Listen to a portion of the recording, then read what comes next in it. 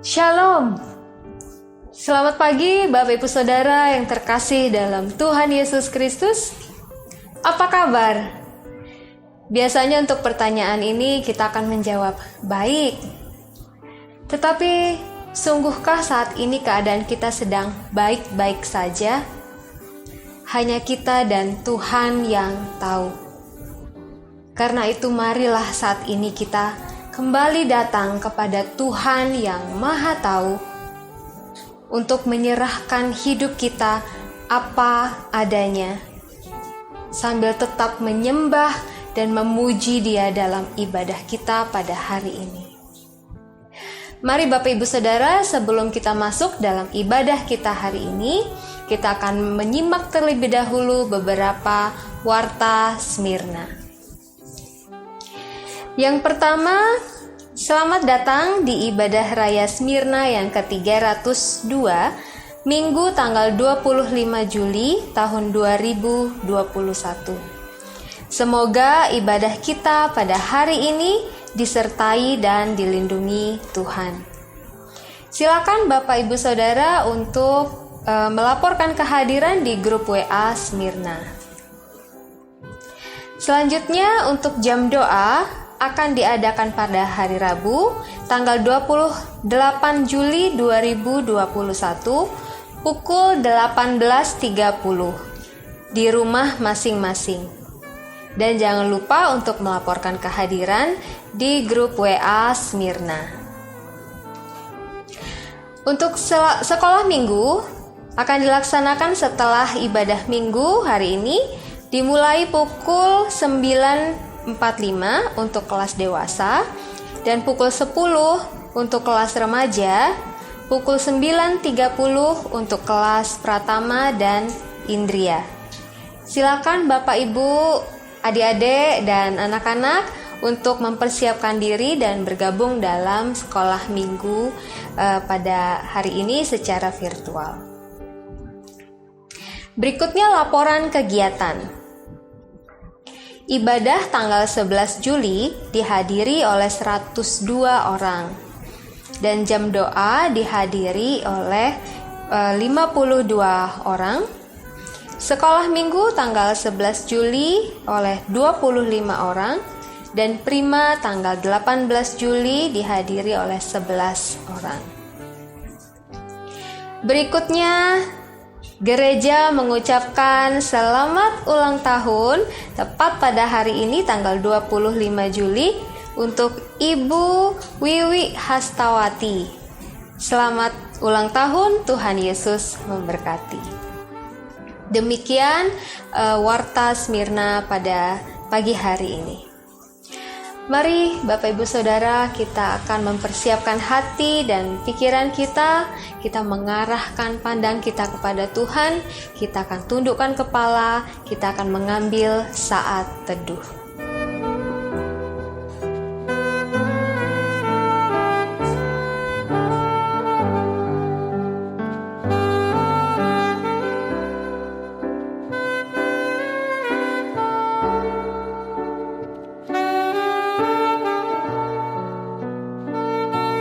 Amin. Tidakkah kau tahu dan tidakkah kau dengar? Tuhan ialah Allah kekal yang menciptakan bumi dari ujung ke ujung. Ia tidak menjadi lelah dan tidak menjadi lesu. Tidak terduga pengertiannya. Dia memberi kekuatan kepada yang lelah dan menambah semangat kepada yang tiada berdaya. Yesaya 40 ayat 28 sampai 29. Mari kita bersatu di dalam doa. Allah Bapa yang Maha Kasih,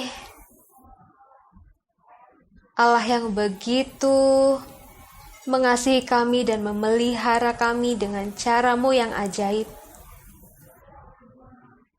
Kami memuji Engkau ya Tuhan. Kami mengucap syukur kepadamu ya Tuhan. Karena pada hari ini kembali kami boleh datang kepadamu apa adanya. Ini kami Tuhan, dengan segala keberadaan kami Tuhan, kami datang menghadap kepadamu, menyerahkan hidup kami Bapa, dengan segala kelemahan kami dan kekurangan kami ya Bapa. Kami mau datang kepadamu yang adalah kekuatan dan sumber perlindungan kami. Pimpin kami Bapa dalam ibadah ini dari awal hingga akhirnya. Biarlah selama ibadah ini Bapa, hati kami, hidup kami boleh terarah kepadamu, sehingga kami boleh menerima berkat yang Engkau sudah sediakan bagi kami. Pimpin kami Tuhan, pimpin ibadah kami.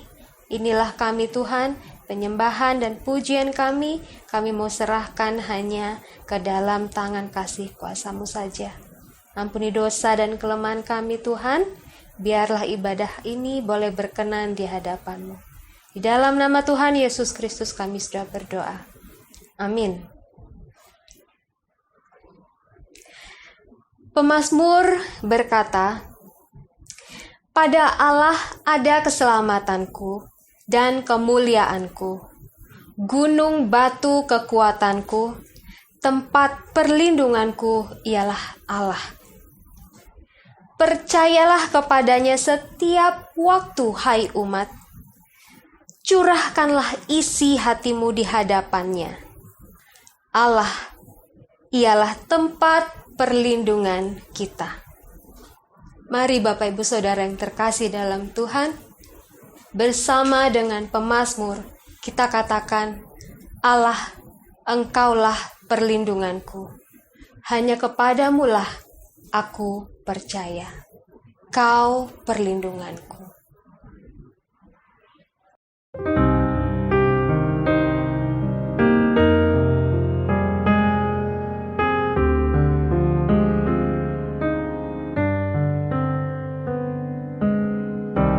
Kau perlindunganku, hatiku bernyanyi riang, kelepasanku terima saat ku takut, aku percaya hanya padamu yang lemahkan bermegang di dalam-Mu Tuhan. Kau perlindunganku, hatiku bernyanyi riang, kelepasanku terima saat ku takut, aku percaya hanya padamu yang lemahkan bermegang di dalam-Mu Tuhan. Aku percaya hanya padamu yang lemahkan bermegang di dalam-Mu Tuhan. Aku percaya.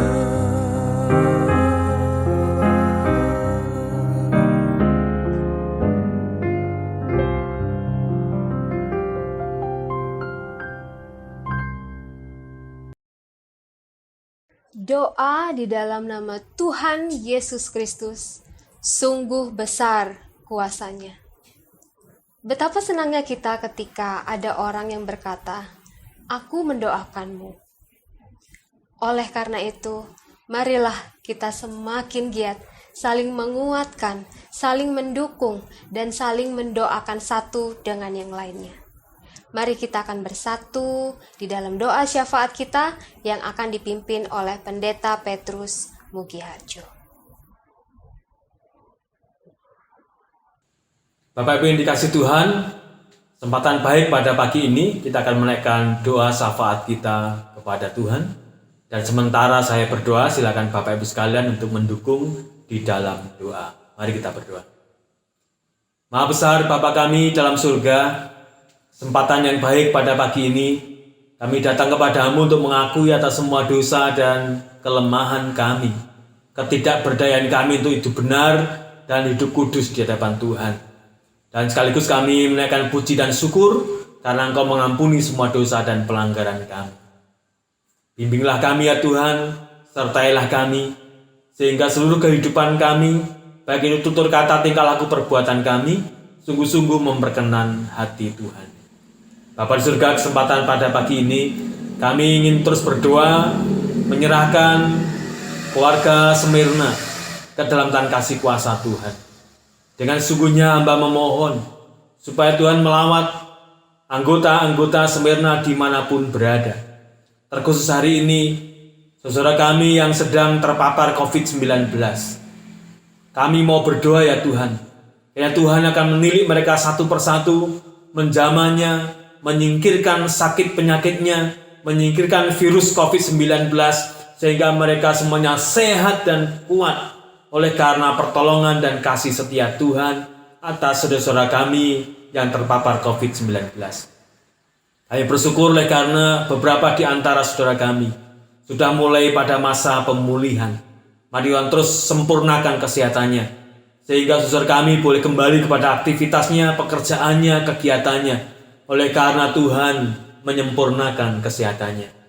Bagi seluruh keluarga besar Smyrna yang sehat, yang tidak terpapar COVID-19, mari Tuhan terus bentengi kami, sehingga kami tidak menambah jumlah orang yang terpapar COVID-19 di keluarga besar Smyrna. Berkati kami dengan perlindungan-Mu, berkati kami dengan kekuatan-Mu, kami semuanya dimanapun kami berada. Berkatilah setiap pelayanan yang terjadi di Smyrna ya Tuhan, supaya pelayanan yang terjadi di Smyrna di semester yang kedua ini sungguh-sungguh akan membawa dampak baik atas kemajuan keimanan kami kepada Tuhan. Kami boleh semakin bertumbuh dewasa di dalam Tuhan. Kami boleh mengerti tugas dan tanggung jawab kami di hadapan Tuhan dan di hadapan keluarga besar. Kami boleh mengerjakan segala sesuatunya dengan penuh rasa syukur dan tanggung jawab kepada Tuhan. Berkatilah atas setiap kebutuhan-kebutuhan yang terjadi di keluarga besar Smyrna, makanan, minuman setiap harinya, kebutuhan-kebutuhan di hari ini maupun kebutuhan di masa yang akan datang, kami percayakan kepada Tuhan. Tuhan berkati para kepala keluarga di keluarga Smyrna masing-masing.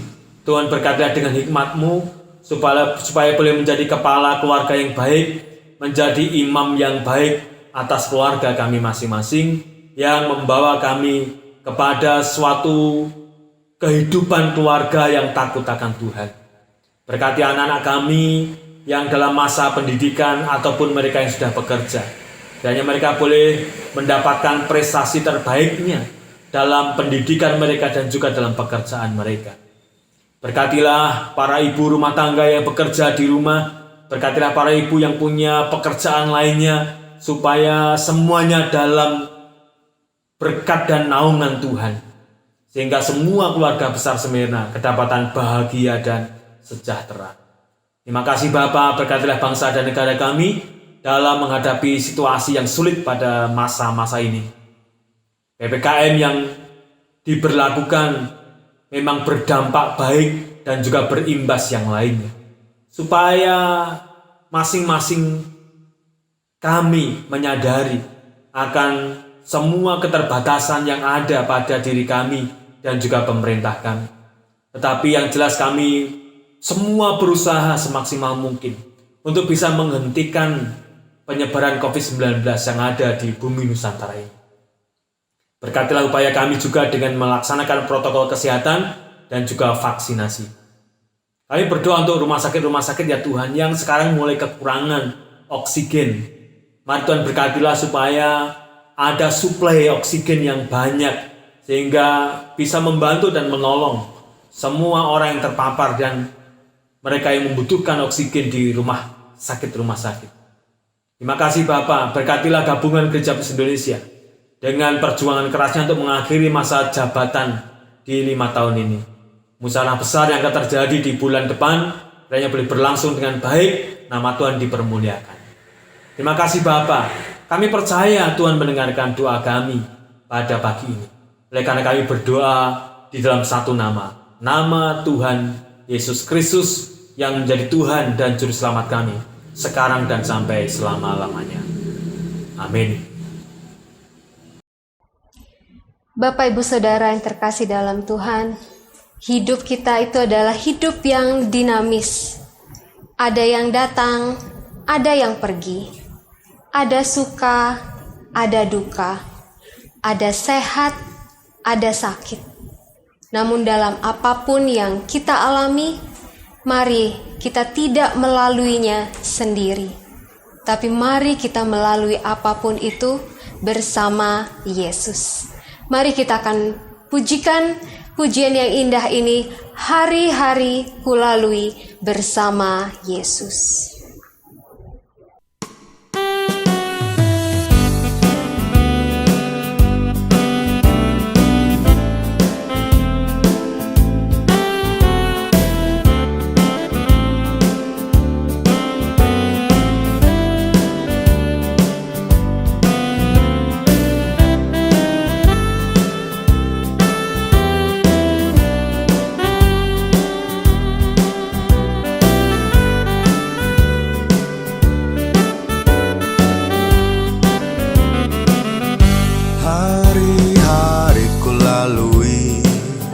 Bersama Yesus, suka duka ku jalani. Bersama Yesus, persoalan pencobaan kan ku hadapi. Bersama Yesus, Juru Selamatku.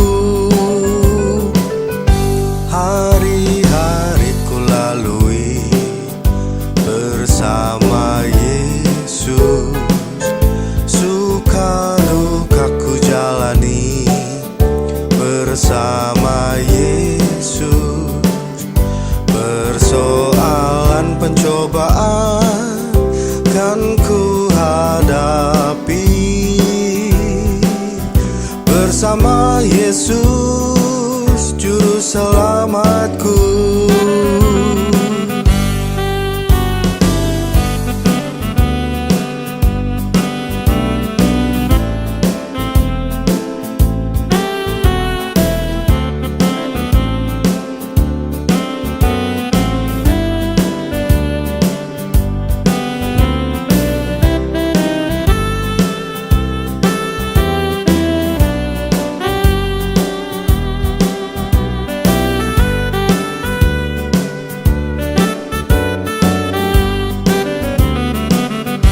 Hari-hari ku lalui bersama Yesus, suka duka ku jalani.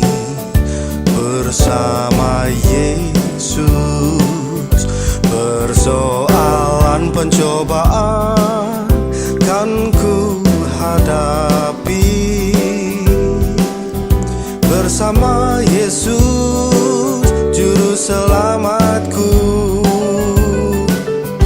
Hari-hari ku lalui bersama Yesus, suka duka ku jalani. Bersama Yesus,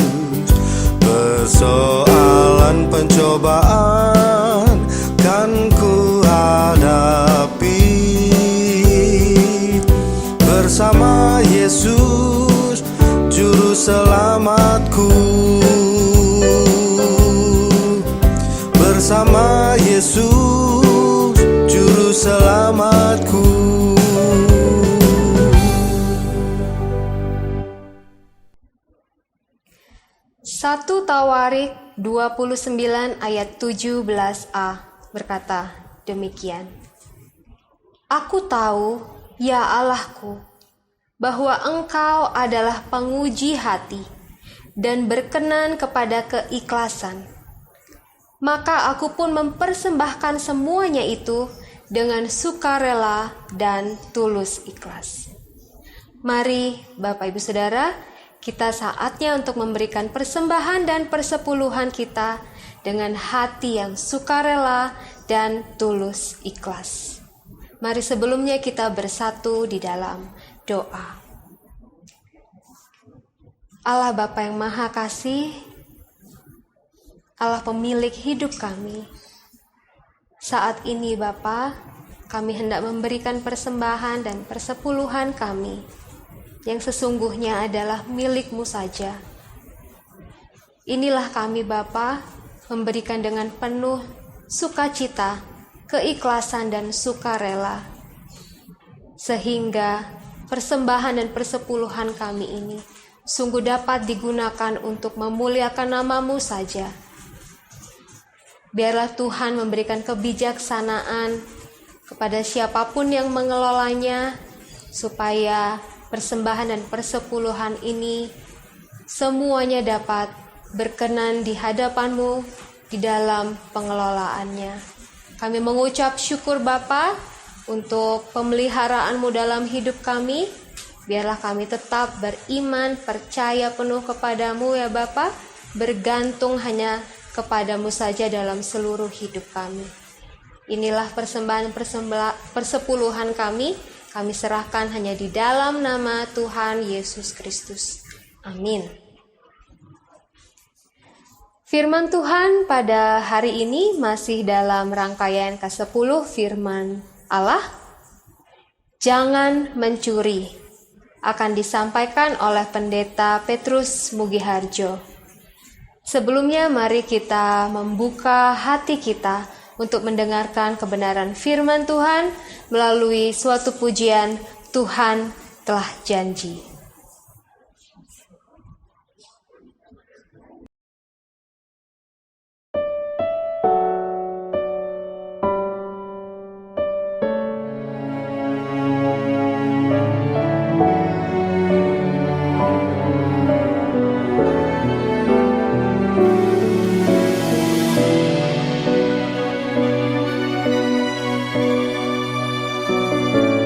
Tuhan firman mintalah,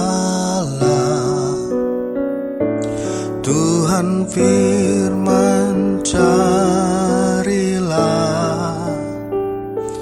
Tuhan firman ketuklah, Tuhan janjikan jawab. Tuhan firman mintalah,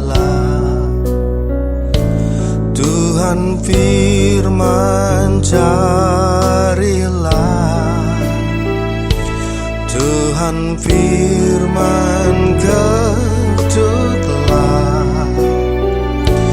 Tuhan janjikan jawab. Bab tangan Tuhan selalu terbuka bagi yang minta tolong. Takkan Bapa memberikan ulang pada yang minta roti.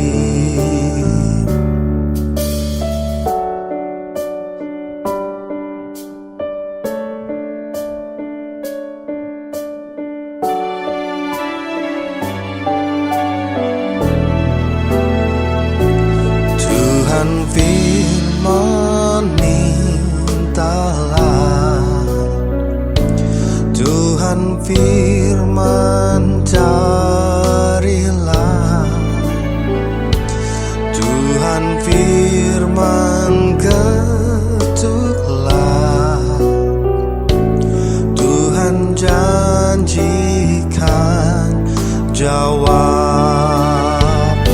sebab tangan Tuhan selalu terbuka bagi yang minta tolong.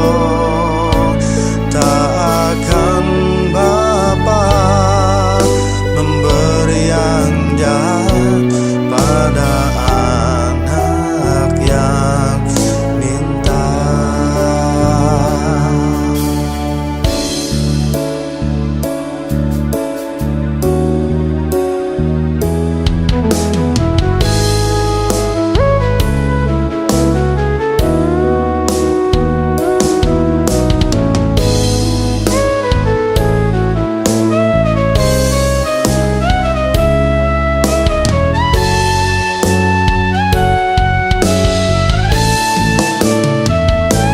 Sebab tangan Tuhan selalu terbuka bagi yang minta tolong. Takkan Bapa memberikan ulang pada yang minta roti. Takkan Bapa memberi yang jahat pada anak yang minta.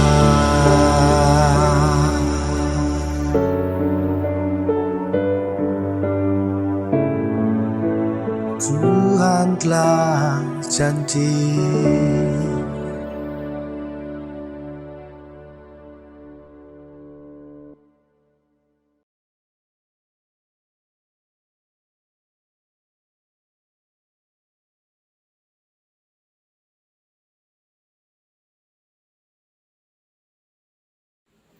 Bapak Ibu yang saya kasihi, mari kita tunduk kepala. Kita akan bersiap diri mendengarkan bagian dari firman Tuhan. Mari kita berdoa.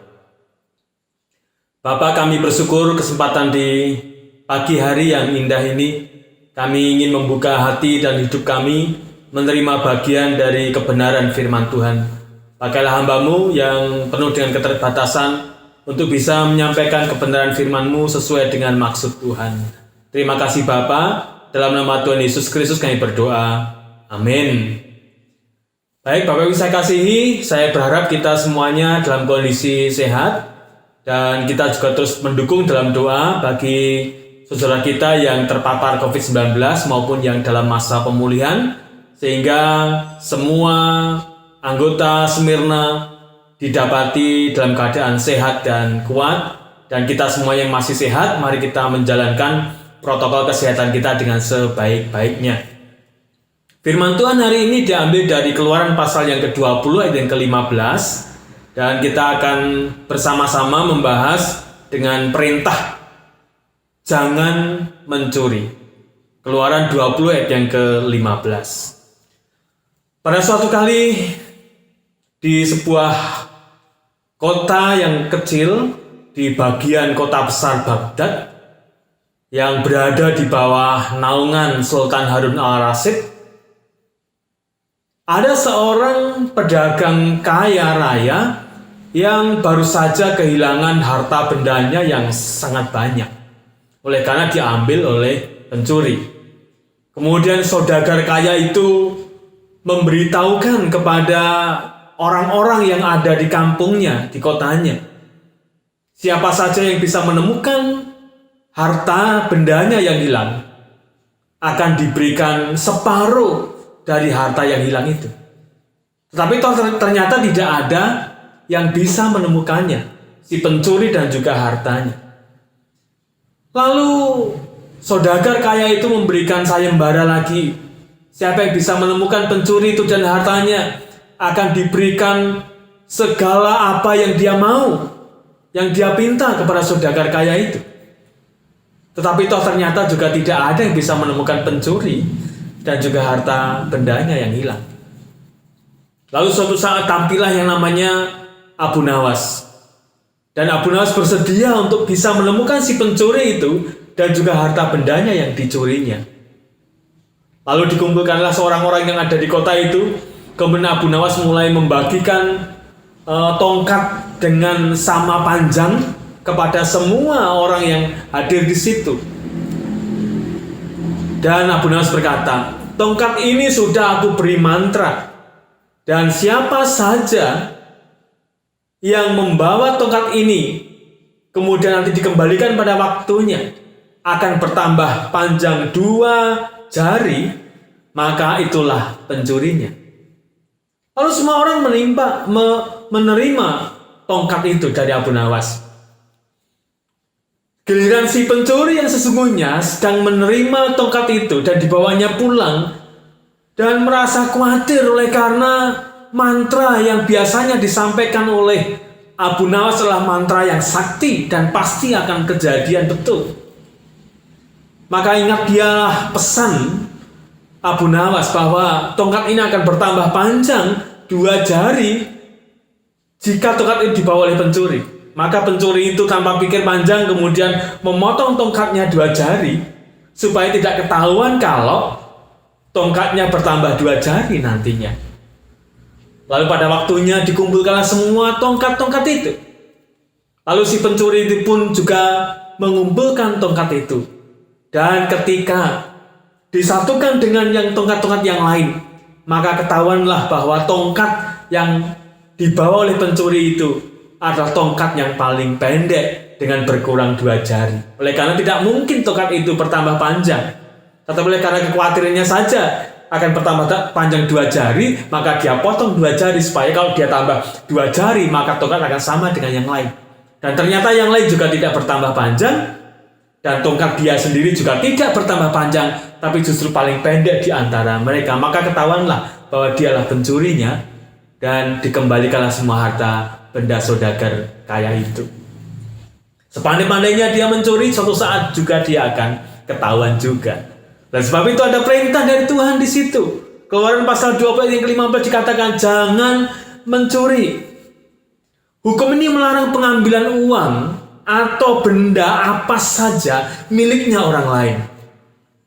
Larangan keras oleh karena ketika seseorang mengambil benda, mengambil barang milik orang lain, maka itu masuk dalam kategori mencuri. Tetapi dalam 2 Korintus pasal 8 ayat 21 dikatakan di sana, karena kami memikirkan yang baik bukan hanya di hadapan Tuhan, tetapi juga di hadapan manusia. Dari ayat ini sebenarnya kita bisa memahami bahwa pencurian atau sikap mencuri tidak harus mengambil barang milik orang lain, tidak harus mengambil uang milik orang lain, tapi segala macam bentuk kecurangan di situ masuk kategori jangan kamu mencuri atau jangan mencuri.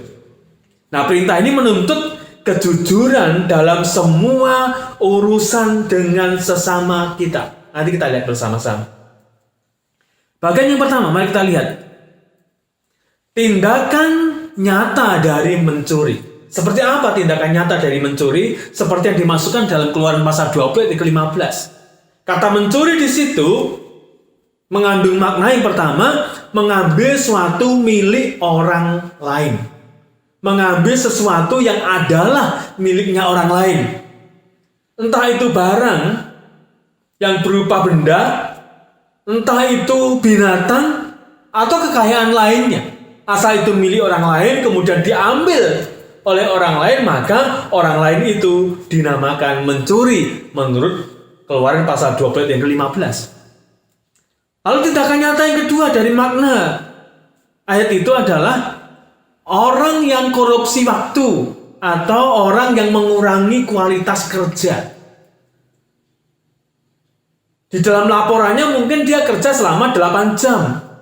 Tetapi sungguhnya dari 8 jam itu, yang 1 jam mungkin dia gunakan untuk keperluan sendiri. Yang 1 jam dipakai untuk keperluan diri sendiri. Tetapi dilaporkan sebagai sebuah melaksanakan pekerjaan. Maka menurut ayat itu dikatakan kamu sudah mencuri waktu atau korupsi waktu.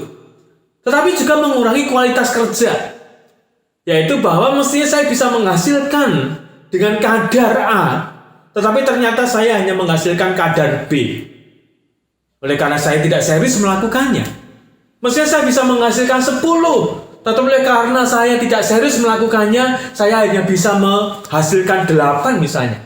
Maka itu mengurangi kualitas kerja. Yang dalam nats itu digolongkan sebagai mencuri. Dan yang ketiga, tidak mengembalikan barang pinjaman. Wah, jelas itu. Apa saja? Bisa buku, bisa alat tulis kalau itu anak-anak. Kalau itu pelajar, bisa barang-barang milik tetangganya.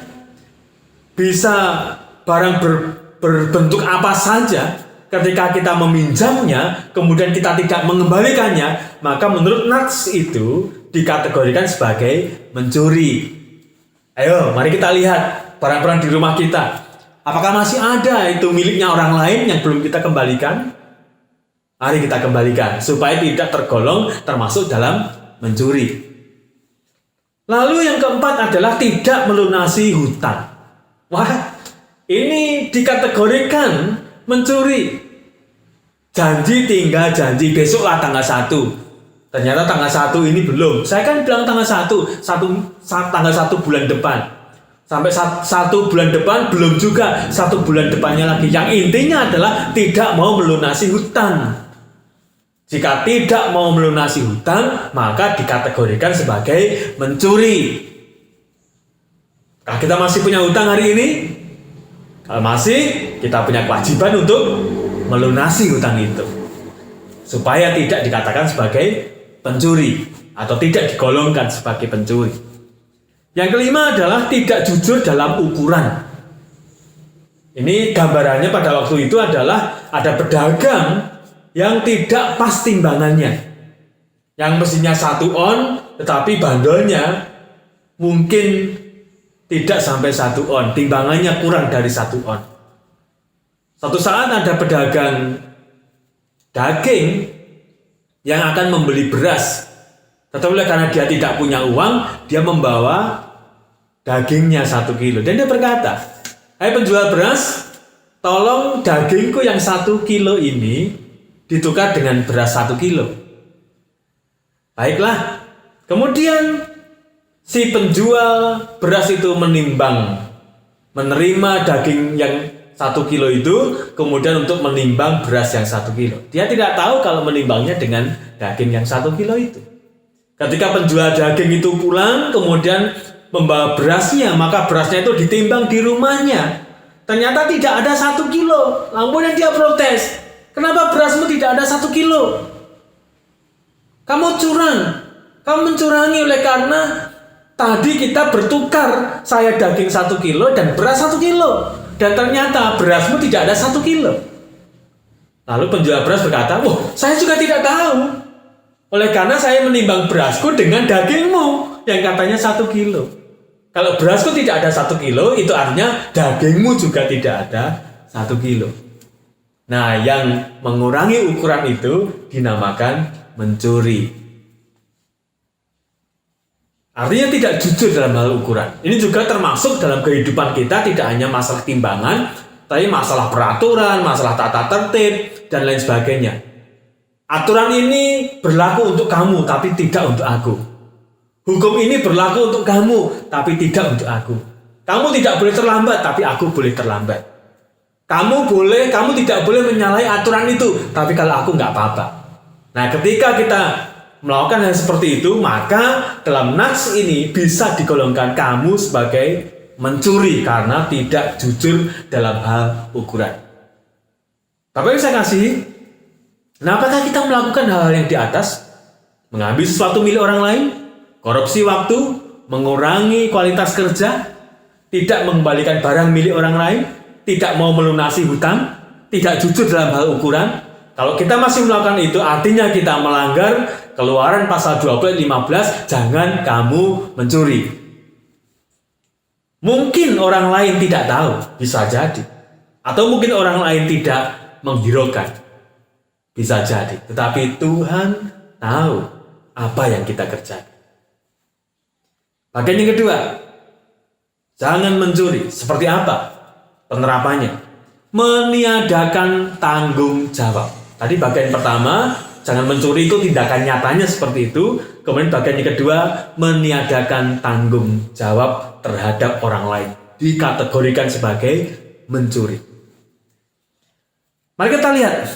Perintah ini juga mengacu pada tanggung jawab terhadap orang lain atas apa yang kita miliki. Ternyata tindakan mencuri tidak harus melakukan sesuatu yang mengambil barang milik orang lain.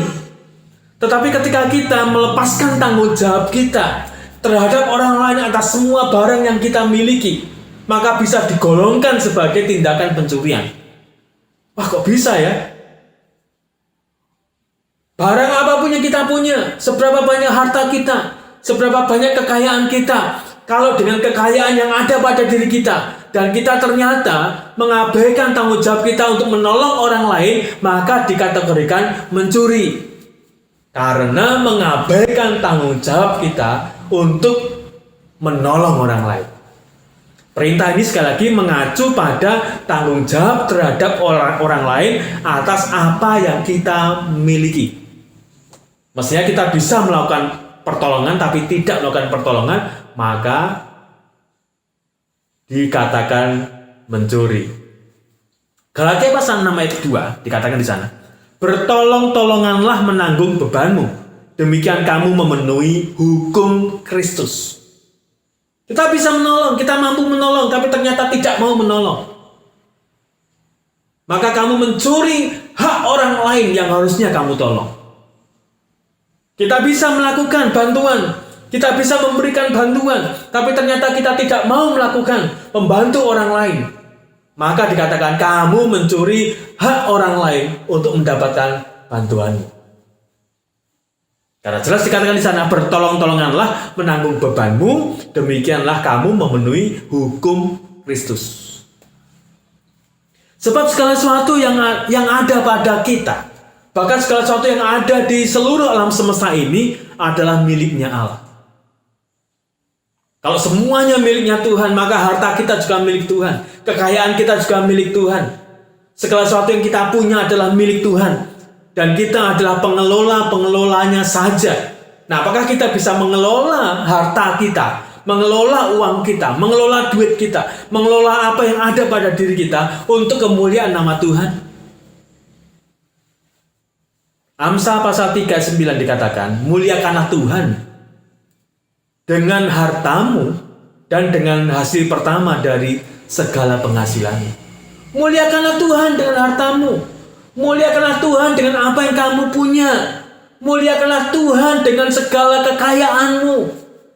Itu artinya harta kita, kedudukan kita, derajat pangkat kita, duit kita harus kita gunakan untuk memuliakan Tuhan. Tapi ternyata manusia mencuri kemuliaan Allah.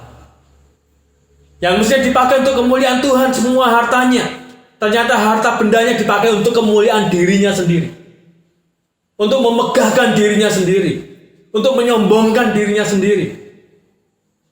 Sehingga yang mestinya hartanya dipakai untuk kemuliaan nama Tuhan, ternyata dipakai untuk kemuliaan diri sendiri, yang tadi saya katakan mengakibatkan kesombongan diri. Mencuri kemuliaan Tuhan. Setelah mencuri kemuliaan Tuhan, lalu kemudian mencuri haknya orang lain yang mestinya mendapatkan pertolongan, bantuan dari kita, mestinya mendapatkan kasih yang nyata dari kita. Tetapi oleh karena kita tidak mau melakukannya, maka kita mencuri hak orang lain itu. Harta kita, kekayaan kita, mestinya juga dipakai untuk mensejahterakan orang lain. Wah, di luar dugaan kalau begitu, atau di luar pemikiran. Kita membanting tulang, kita memeras keringat, kita bekerja mati-matian untuk memuliakan diri sendiri, untuk mensejahterakan diri sendiri. Tapi ternyata firman Tuhan mau supaya kita dengan segala harta kita, dengan segala kekayaan kita juga turut mensejahterakan orang lain. Dan ketika tidak mensejahterakan orang lain, maka kita digolongkan sebagai pencuri kesejahteraan orang lain. Allah telah menetapkan bagian masing-masing kepada tiap orang, dan manusia harus mengelolanya dengan baik dan dengan bijak. Lah kok dengan orang? Lah kok dengan manusia? Lah kok dengan teman-teman kita seiman? Dengan binatang saja kita mesti harus berbagi. Coba bayangkan ketika kita makan dengan ikan asin misalnya, atau lele misalnya. Ketika kita makan dengan nikmat lele goreng yang hangat, dengan nasi hangat, dengan sambal terasi yang begitu harum semerbak, yang menaikkan nafsu makan kita. Ternyata di tengah-tengah kita makan, di situ ada kucing yang datang kemudian nyenggol-nyenggol kaki kita. Apa yang dia mau sebetulnya kucing itu? Ya, menantikan jatahnya. Mungkin dia dapat jatah kepala atau dia dapat jatah durinya. Tapi ternyata ketika kita makan, karena lele digorengnya begitu garing, setelah dagingnya kita ambil, kemudian kita makan, dagingnya kita ambil, kita makan, dan tinggal kepala sama durinya. Ternyata karena durinya kemeriuk, digoreng garing, maka durinya juga kita makan. Masih ada kepalanya juga kita makan sekalian, dan tidak tersisa sedikit pun.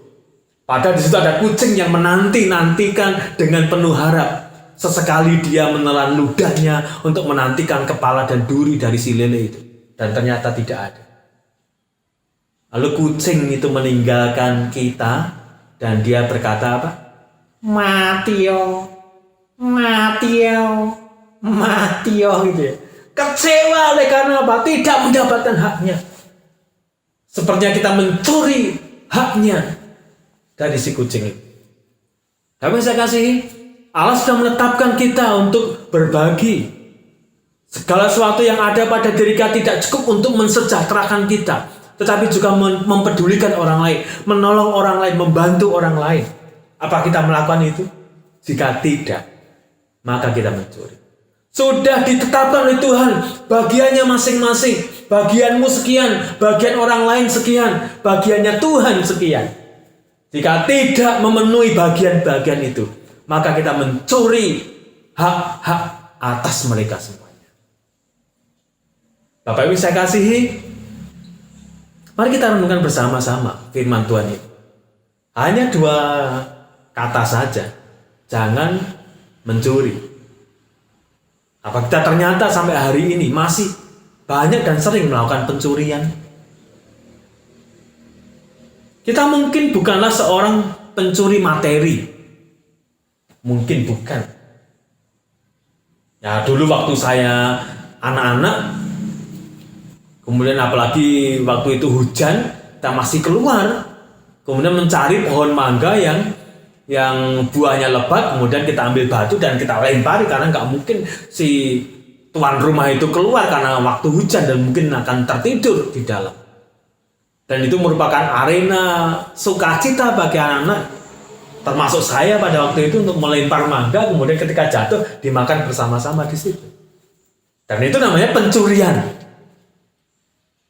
Tetapi mau saya katakan, kita mungkin bukanlah seorang pencuri materi, kita mungkin bukan seorang pencuri benda, kita mungkin bukan seorang pencuri sesuatu yang nyata. Namun bagaimana dengan waktu? Apa kita mencuri waktu? Apakah kita beribadah kepada Tuhan pada saat kita sungguh beribadah? Ada waktunya beribadah. Apakah kita berdoa kepada Tuhan kalau memang itu waktunya kita berdoa kepada Tuhan? Apakah kita mencuri waktu kepada Tuhan saatnya kita bersaat teduh, tapi ternyata kita tidak saat teduh dan melakukan kegiatan kita sendiri? Hati-hati. Apakah kita adalah pengelola waktu yang bertanggung jawab di hadapan Tuhan? Atau mungkin kita bisa sering berkata, oh nggak apa-apa lah, mencuri itu namanya mencuri benda, tapi kalau waktu mungkin tidak lah. Ya, hanya tidak ada kesempatan saja. Hati-hati, bisa saja terjadi. Apakah kita sebagai seorang pekerja yang jujur? Apakah kita seorang karyawan yang jujur? Apakah kita seorang pimpinan perusahaan yang jujur? Jujur tidak harus diketahui oleh orang lain. Jujur tidak harus ketika dilihat oleh pimpinan. Tapi di mana saja kita berada, kejujuran itu mestinya menempel dalam hidup kita. Oleh karena kita sebagai seorang percaya yang meyakini bahwa ketika tidak ada pimpinan, ketika tidak ada bos, tetapi ada Tuhan yang melihat bagaimana saya bekerja. Anak-anak, para siswa, para mahasiswa, apakah Anda seorang yang jujur dalam mendapatkan nilai? Atau kita adalah pencontek-pencontek yang ulung? Kita yang tahu. Dan Tuhan juga tahu. Apakah kita jujur mengelola uang yang dipercayakan kepada kita? Bukan masalah banyak dan sedikitnya. Tapi masalahnya apakah kita jujur dengan apa yang sudah Tuhan percayakan kepada kita dalam bentuk uang? Apa kita menggunakan uang kita dengan baik? Apa kita menggunakan uang kita dengan benar? Apakah kita memberikan haknya Tuhan dengan penuh tanggung jawab? Atau ketika kita memberikan kepada Tuhan, tergantung mood kita, tergantung suasana hati kita. Ketika saya senang maka saya persembahan. Hati-hati saudara. Kiranya peringatan Tuhan pada pagi ini akan menyadarkan kita semuanya untuk menjadi pribadi-pribadi yang berintegritas. Sekali lagi, pencurian tidak harus berbentuk barang, tetapi banyak hal yang bisa dikategorikan dalam pencurian. Kiranya Tuhan memberkati kita dengan firman-Nya di pagi ini, sehingga kita menjadi pribadi-pribadi yang baik di mata Tuhan, menjadi pengelola-pengelola yang baik atas milik Tuhan, dan kita bertanggung jawab kepada Tuhan dan juga kepada sama yang ada di sekitar kita. Tuhan memberkati. Mari kita berdoa. Kami bersyukur kepadamu atas firman Tuhan pada pagi ini. Kiranya ini akan membekali kami sekalian, sehingga kami menjadi pribadi pengelola atas milik Tuhan yang Tuhan percayakan kepada kami dengan penuh tanggung jawab dan dengan sebaik-baiknya kami mengerjakan. Sudah ada bagian-bagian yang mesti harus kami kerjakan dan harus kami lakukan atas semua yang Tuhan percayakan kepada kami. Terima kasih Bapa, ampunilah kami, mungkin selama ini kami tidak jujur, ampunilah kami, seringkali kami melalaikan tugas dan kewajiban kami. Terima kasih untuk firman-Mu pada pagi ini, yang mengingatkan kami dan mungkin menegur kami. Dalam nama Tuhan Yesus, kami berdoa. Amin. Kebenaran firman Tuhan telah disampaikan. Saatnya bagi kita untuk memberikan respon terhadap firman Tuhan. Kita akan menaikkan suatu pujian, hati sebagai hamba.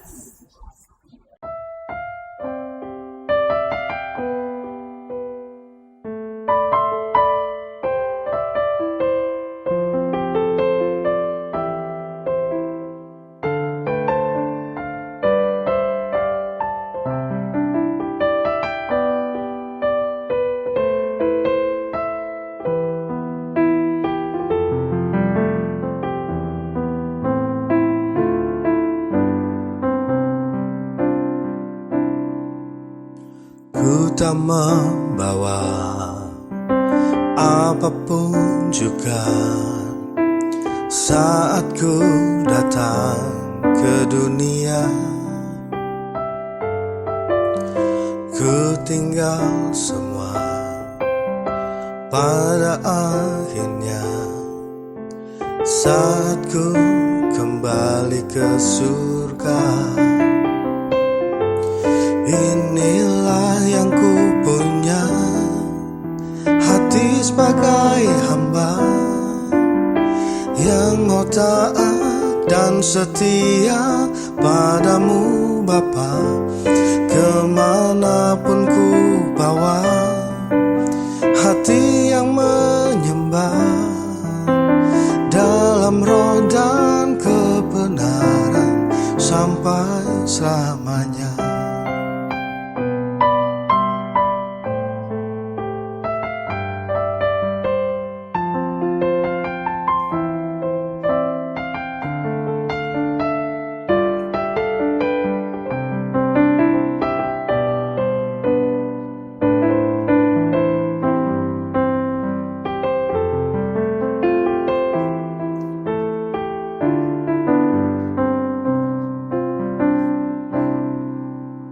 Ku tak membawa apapun juga saat ku datang ke dunia. Ku tinggal semua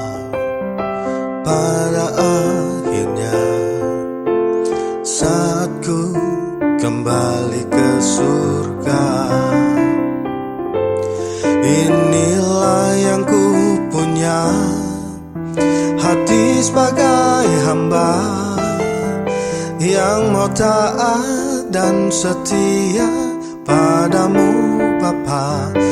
Kemanapun ku bawa, hati yang menyembah dalam roh dan kebenaran sampai selamanya. Bagaimana ku membalas kasih-Mu? Segala yang ku punya itu milik-Mu, itu milik-Mu. Inilah yang ku punya, hati sebagai hamba yang mau taat dan setia padamu Bapa. Kemanapun ku bawa, hati yang menyembah dalam roh dan kebenaran sampai selamanya. Dalam roh dan kebenaran sampai selamanya.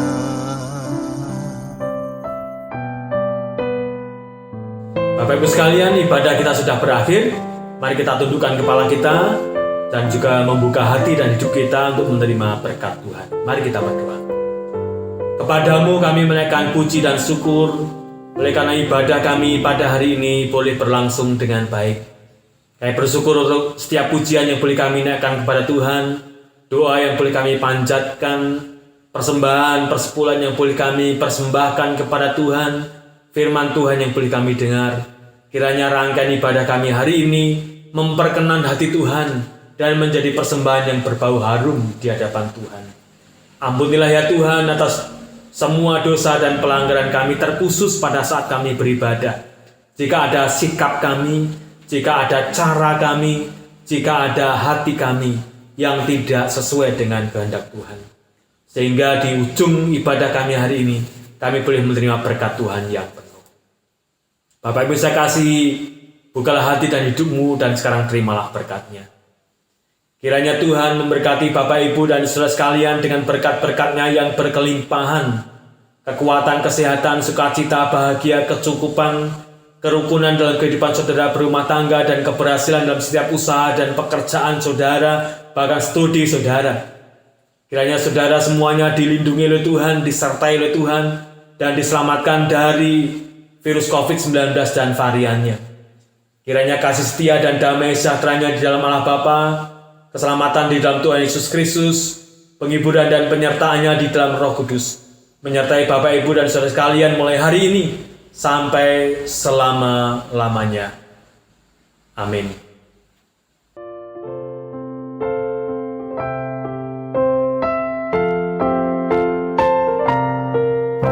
Besar anugerah-Mu, berlimpah kasih-Mu, semakin hari semakin bertambah. Besar anugerah-Mu,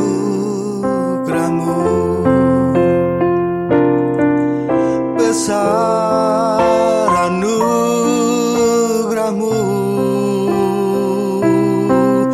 berlimpah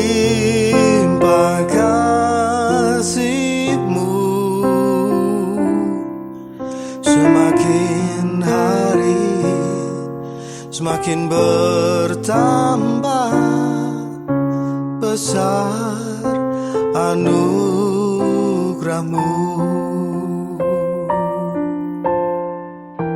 Bapak Ibu Saudara, ibadah kita sudah berakhir.